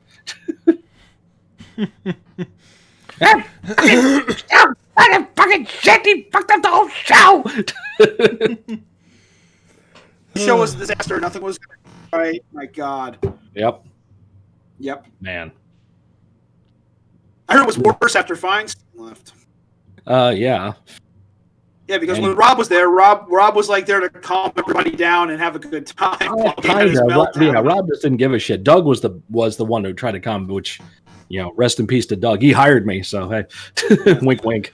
James just asked, which Halloween Havocs have you guys discussed about doing in October? Do I have the list here? Let me see if I have the list. Yeah. Got a whole bunch of news. I think the one that's guaranteed is 93. Well, this is an old list I have here. We have Haddock 89, Havoc 93, Havoc 98. We also talked about throwing in Evolution and maybe a Bound for Glory. Oh yeah, Bound for Glory. Yeah, we could do Bound for Glory in October. If I had to choose which one, I would go with 2005. Considering it was the first, absolutely. And it was the Night of Rhino. Right, it was one of the best ones. One of the best hardcore matches I've ever seen that Monsters Ball with. Thank you, good Batista. Timing. Good timing, Batista. What was it for? It was WWE Supercard letting me know something. Okay, then. Thank you, Batista. Yeah, that was good timing. Now I know how Kamikaze feels whenever he does videos and he gets interrupted by a notification that you hear loud and clear on video. I loved his video about the new the bots. How you can't get rid of the bots. You get rid the of one porn bot, bots, yeah. Keep coming back. And yeah, whenever he does small rants like that on something he hates, he's so funny. I wish I had that kind of charisma, and I just James wants to join in for Halloween Havoc. I'm for that. Oh yeah, absolutely. So yeah, Abso-fucking-lutely. Abso-freaking-lutely, man. Motherfucking-lutely.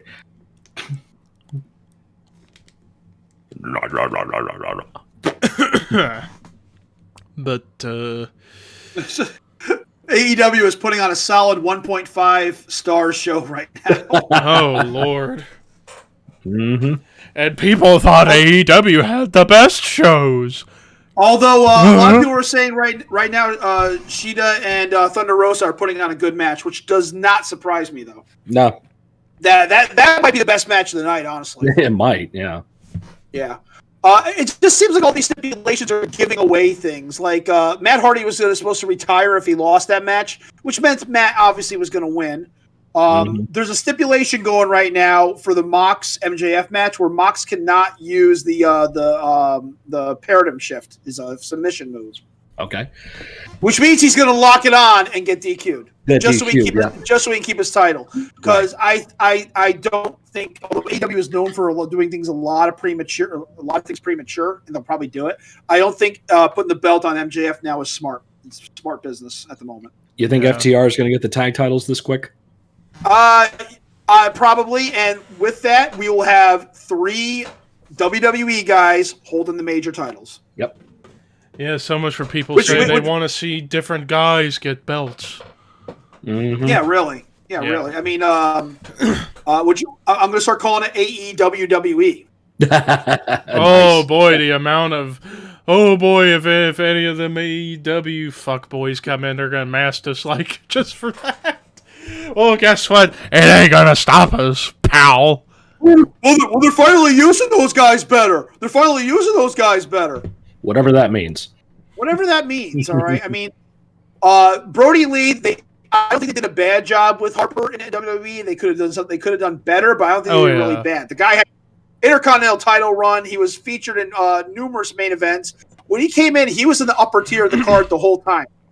And he was part of the tag team resurgence they had with him and Eric as his partner against the Usos and the Shield and all these other great tag teams that started coming. Dustin and Cody. So yeah, he was part of that run too. They could have done better, but they could have done worse. Honestly, John was in the main event tier his entire run in the main roster. One of the strongest runs ever. And yeah, you got one bad gimmick with the freaking Bane face mask in there. Big deal. Okay. I honestly don't see a distinct difference between Jon Moxley and Dean Ambrose, except Jon Moxley does his combat zone bumps. That's really it. Yeah, that's really it. The promo style is the same. The wrestling style is the same. The persona is the same. John just does more riskier shit now. And who are the other? Oh, FTR. The Revival had the best run in NXT ever of any tag team, honestly. Mm-hmm. The best run of any tag team ever. I mean, when they got to the main roster, they had a few bumps in the road, injuries. They happen too. Yep. Yep. They had a tag title run. They had good quality tag team matches. They did miss the ball on a few things, but I can't say they were on TV. They were on TV, so they're getting exposure. Yeah. They're not getting buried. If we have to repeat this again, we'll repeat this again. If you're on TV, you're not getting buried, okay? That's not how it works. When you're off TV and nobody hears about you, that's being buried. Yeah. Exactly. Or if you're getting punished for something. Yeah, I honestly think that... What? How do you get punished by being on TV? I don't get that. Yeah. Also, in some cases, I think it's on in reverse for some guys, like Jack Swagger, Jake Hager. Mm-hmm. He was fucking over in WWE. What was the problem? We the people. He was a former world champion. Yep. We the people got. I don't care what Chris Jericho says. one, we the people got him over huge, and two, Jack Swagger came up with we the people, not WWE Creative. And well, then again, he did kind of fuck it up by celebrating with pot and drugs. That's his own fuck up. That was his downfall. And that's his fuck up, not the company. Exactly. Yep, and also Sean Spears. I think Sean Spears or Ty Dillinger went fucking backwards too. Mm-hmm. And it's funny. With the 10, and it's funny. Me and a friend of mine from our racing group named Kev, he who's also a wrestling guy.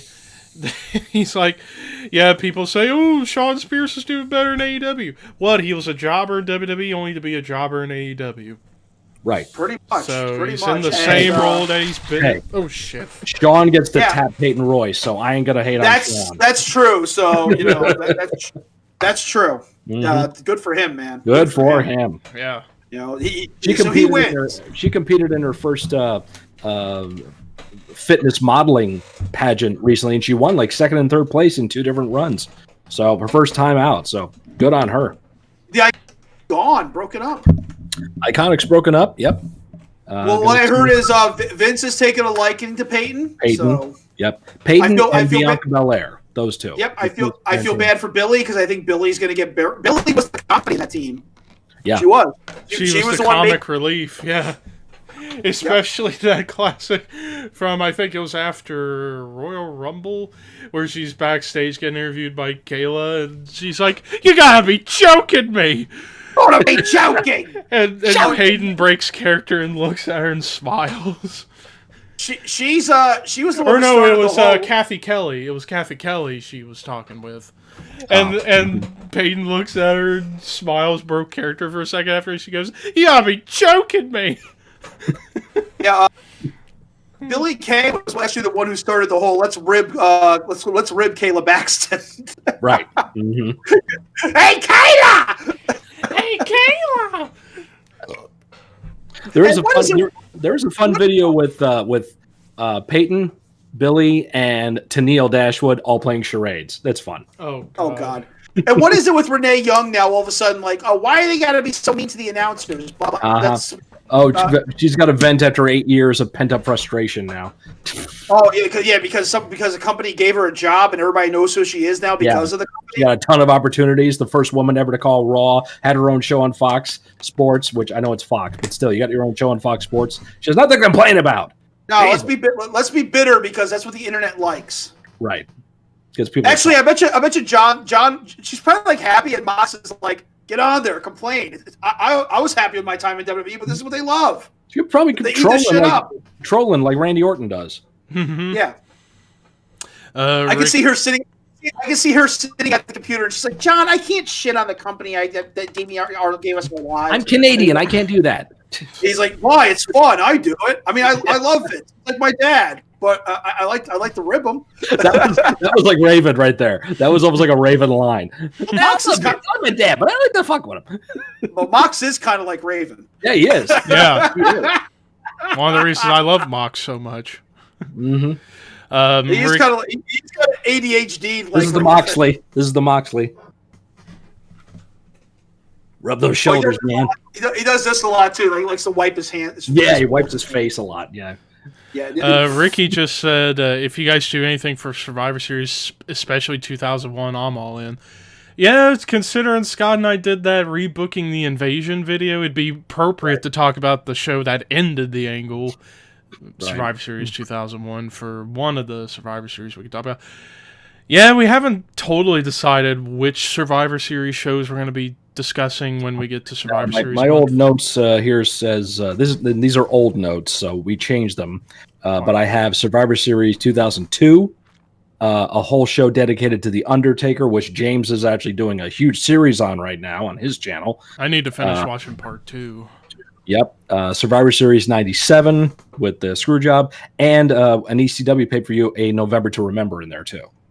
So that's what we had lined up for November, but things always change. So. Yeah, and if there's one Survivor Series I'd like to throw in there, just 95, considering we keep doing 95 shows. However, in this case, it wouldn't be bad considering I think Survivor Series, I think a lot of people, James would probably agree with me, that Survivor Series 95 probably the most underrated Survivor Series of all time. It was a pretty damn good pay-per-view. Best pay-per-view of 1995 for me in all of wrestling. So there you go. Brian Last, Jim Cornette's co-host, is like, the amount of shit we have to sit through to get to the match we want to watch. God damn it. Hashtag AEW All Out. There you go. All out. Oh, Lord. Wow. Miro says, sorry, no Miro at Twitch today. Okay. He's doing, unless he's COVID positive again. I don't know. So how many people in WWE tested positive recently? We just found out about AJ Styles, Renee Young, and who else was in there that tested positive? I take all these positive tests with a grain of salt because supposedly if you get a common cold, it comes up positive. So it might. True. I mean, you could be positive but also be asymptomatic. Yeah. So who knows if it even is COVID or if it's just a cold. So I take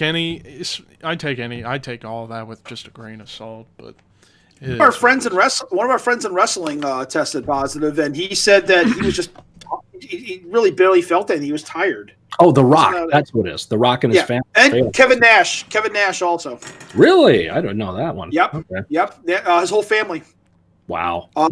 He was okay. He says he felt a little tired. He had some fatigue. His wife got a little more sick than he did, but their son was asymptomatic.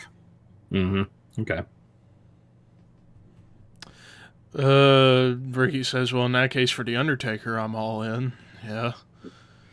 No, that's AEW, Ricky. That's not The Undertaker. Yeah, Ricky, stop it with the AEW thing, please. Britt Baker won that tooth. It looks like a tooth and nail match. It was a Falls Count Anywhere street fight type thing. All right. I guess. Give me a special name. I'm not going to hate on that. That's fine. Yeah. I'm trying to find out what happened with the women's match, the Thunder Rosa Shinu match. That's what I'm looking for. Because actually, that's one of the matches I wanted to see. Because a lot of people said that that should be a good match. And Jelly Janela wrestled in one of the dark matches as well. Okay. So schedule update next week, TNA Unbreakable 2005, and then we're taking a couple weeks off because, like Levi said, him and the fam are going on a nice long drive across America. They're going Griswold style. They're going to stop at Wally World, and they're going to, pick up a dead ant along the way and drag a dog on their car. And one of those days, I think it'd be the Tuesday, I'll be meeting up with Kamikaze, and we're going to be filming so much that day. Good. It's gonna be awesome. Good. And then after I get back, let me actually look at my calendar here to see. So yeah, whenever I get back, we'd be in time for Halloween Havoc Month on October 3rd. Okay. So we still gotta figure out which particular Halloween Havocs we can do, other than 93. I guess we could do 89, and then 98. Oh boy, what a contrast with all three of those shows. And of course, Evolution and Bound for Glory. Right, and we won't be doing a show on Halloween because that is on the Saturday this year. So we'll do it the night before, the night after. Yes, I know Halloween Havoc in November. We'll have to give us a little leeway here, but a little bit of leeway. Still Halloween weekend. That's fine. This is why I hate Dave Meltzer. Guy goes up, Dave, since you know so much about booking, why have you never ran a major wrestling show? Good point. Mm-hmm. The guy who knows everything about wrestling probably should run his own promotion. Yeah, exactly. Dave's answer, doubt there have been any bookers who made close to what I have over past 20 years would be the smart ass answer. The money card. Oh, the money card. Yep. But I'm really happy and fucking great at what I do. Sure. Fucking dick. When you have no argument, you go to money, and that's pathetic. Yeah. So. Yeah. Hey, Dave, maybe you should come on this show and we'll bury your ass. How about that? Bring it on, bitch. Bring it on, bitch. Hey. We have a better chance of getting Raven on the show. Yeah. Mm-hmm. Yeah. Dave Meltzer is a jackass. Jim Cornette reviews Chris Jericho versus Pippi Longstocking. What the fuck? What? Who's Pippi Longstocking? Who the fuck is that? Pippi Longstocking? Who's that? I don't know, but here's the picture. Here's the picture. Oh, that. Okay, yeah. Oh. That's Cornette in the outfit that somebody drew, so they must be talking about Wendy, meaning the Undertaker. Oh god. Hey Russell, how you doing, buddy? just for that. Ow, that actually hurt. Fuck. Ow. Damn it. Actually, don't tell that. Don't oversell it. Ow. Overselling bastard. How did I do that? Ooh, Ricky's proposing a crossover show, the Horseman podcast and the Shadow Cult special, the burial of Dave Meltzer. Yeah, I'm for that. Oh, walk it off, kid. Walk it off. I'd like to have Tony Khan on the show. Yes, I want Vince on the show. McMahon. Yes. Yeah. I want Russo and Cornette on the show. Oh, actually, God. we just have Vince Talbot on the show and pretend he's Vince. There you go. We can do that. Yeah. Hey, pal, Motorhead's awesome. Hey, pal. Hey, his Vince impression would be so terrible because his voice is so rough. Vince doing Vince. Vince on Vince. Pal. Vince on Vince. Hey, pal. It's like that Adam and Adam thing. Vince, stop trying to sound like Macho Man, Vince. Come on, be Vince McMahon. Oh yeah, like Adam versus Adam. Yeah. Adam 12, Spaghetti O. Yeah, I hope I don't get like a rug burn on my knee because I got it pretty good. Yeah, I just go to lean over to my bed and my chair rolls under me and I hit the floor. Let's see. Russell, did y'all watch Payback? Roman Reigns is champ, which he never lost. I like his new shirt. And yeah, I'm liking Roman as the heel now. I'm liking that. Roman versus Jey Uso. Now the smart marks can shut the fuck up about him never being a heel. Despite the fact he was already a heel before. They like him now. I predicted those motherfuckers were going to be fucking eating out of his hand in a few years. And I was right. Also had the fans who are like, turn him heel, turn him heel. They turn him heel. I don't like the way they fucking did it. You can't win. You can't fucking win with those people. So you just ignore them. Yeah. But yeah, liking Roman Reigns. I like the idea of him being with Paul. Him and Jay. Special counsel. Now, special counselor. Now him and Jay at Clash of Champions. I think that's going to be really good drama. Good storytelling going on there. Family drama, yeah. Yeah. What's going on with Lesnar? Is Lesnar...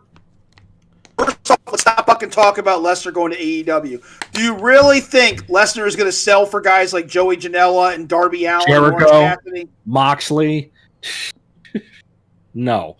Dude, if he wrestles Moxley in AEW, it's going to be the same exact match that was at WrestleMania. Mox is going to go up to Brock. Hey, I got this idea. No. And then Mox will go to Tony Khan. Yo, I don't think Brock wants to do what I want to. And Tony's going to be like, it's his match. Brock Lesnar will have Tony Khan eating out of his hand and having him put the fucking belt on him, okay? Nobody's going to tell Brock what to do.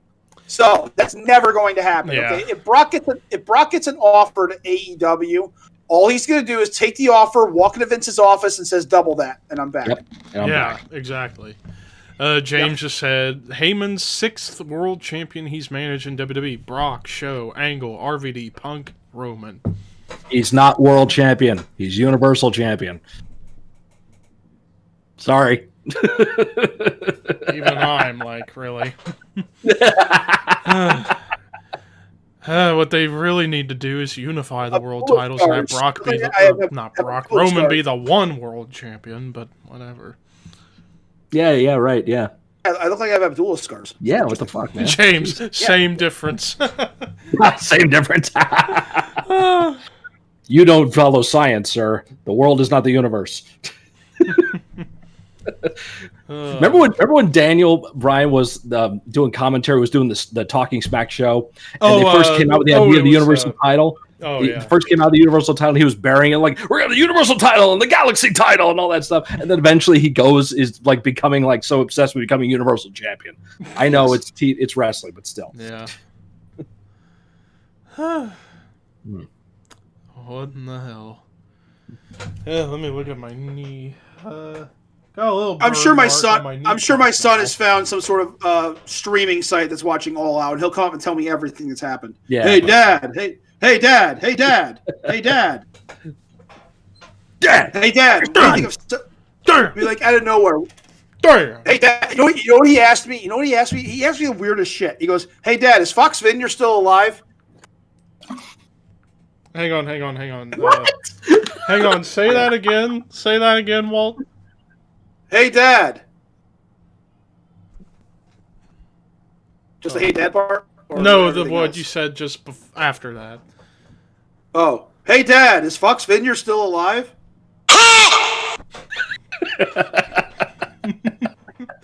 I'm obsessed with this now. And this is a good thing to pick up. Russell just posted, I'm glad Keith Lee is on Raw and went right after Orton. Good choice. Good up on Orton for putting Keith Lee over clean, one shot right there on Raw this past week. That's a big push for Keith. Yeah, just give him his old theme back. And it's geez. fine.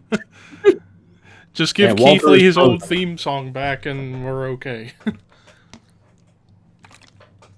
Yeah, I think Walt is frozen again. Oh, God, what a freeze face he just got.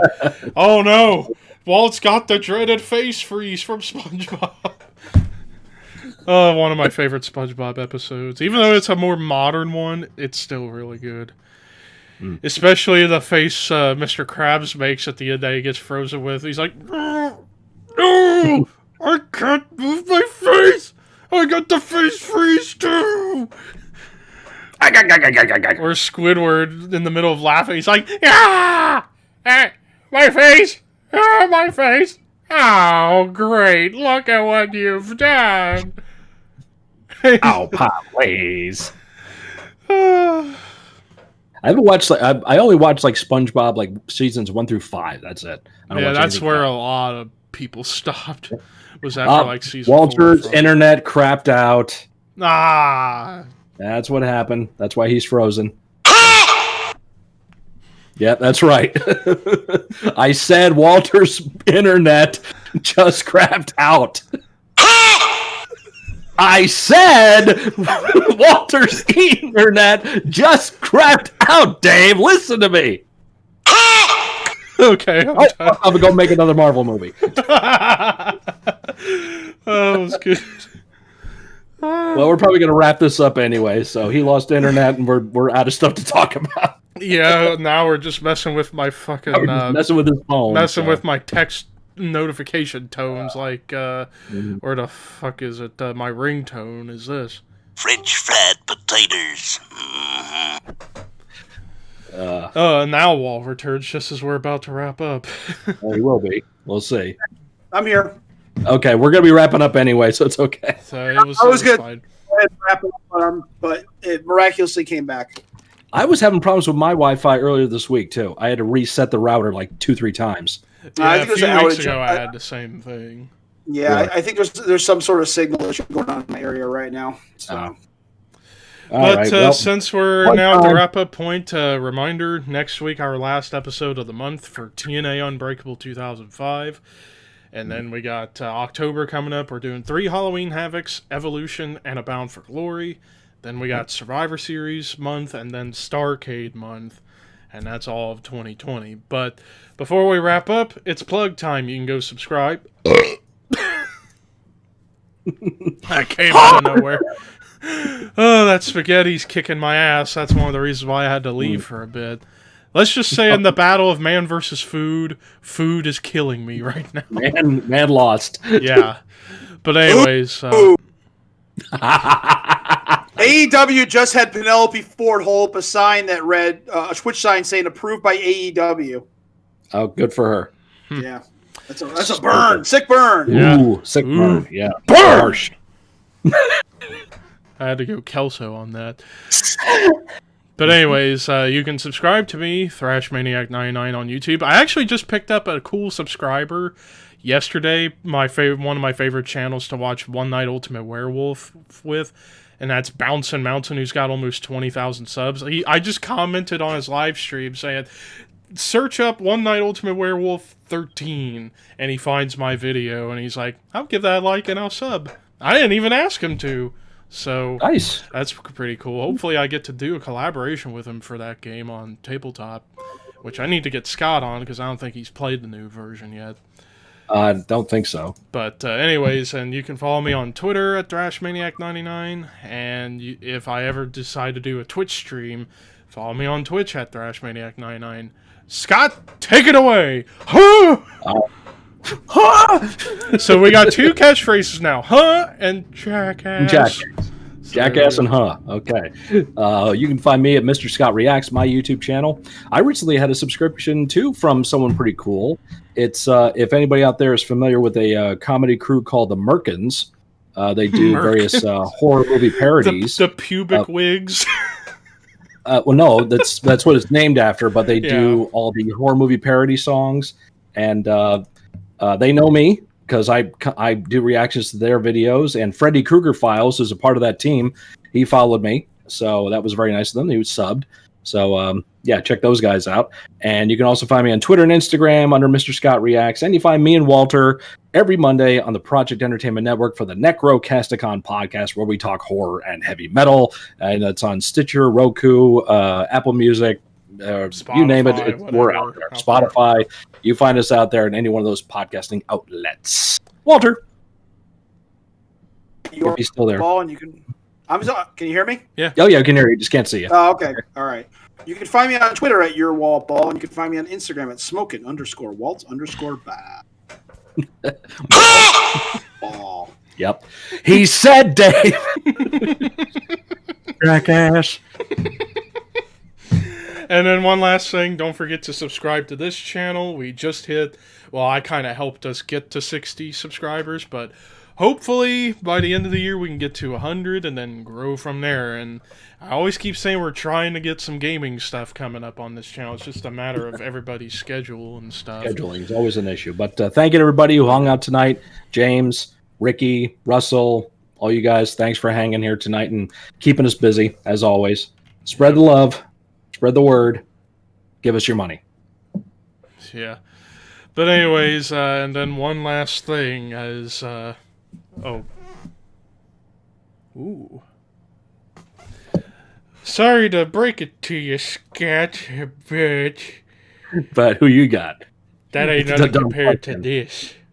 Oh! Dumb question. Okay. So, actually, one last thing. I actually put a couple of goofy quotes of her on my phone for if I ever decide to change the tone. This one was from a live stream she did last fall where she was just reading chat comments and she was telling a story about when she got into drinking at first and how she had to drink tequila, and she describes a chaser. And she tries to say Worcestershire sauce, but this is what she said. Worcestershire sauce? Like, she completely fumbled and it just cracked me up. But What you call sauce. yeah, that's the typical name. But That's what anyways, thank you guys for watching. We'll be back next week, but that'll be the last for the month. But we'll be back in a few weeks for more shit. And oh yeah. Wakanda forever. Or right. Wolverine, claws come out, time to kill. Straight edge. Yeah, straight edge means I'm better than you. Not. Jackass. We're going overboard now. All right, anyways, all right. But speaking of Sin Cara, this is a meme that somebody just made in reply to Matt Seidel's AEW debut. Oh Lord. Oh wait, hold on. I'm not. My video is not working. No, we can't see it. Yeah, we can't even see it. So here we go. I'm coming on. I'm coming. Here we go. Watch out, folks. He's coming. Don't forget. My debut is not the worst ever anymore. I need to find it now. I need to find the clip now. Oh Lord. But anyways, thank you guys for watching. We'll be back next week for Unbreakable 2005, Horns High, and Jackass. Or Jackass. Oh wait, one more? Never mind. Jordan Grace is shaming fans now for that Matt Seidel thing. They're all like making fun of him. Oh boy.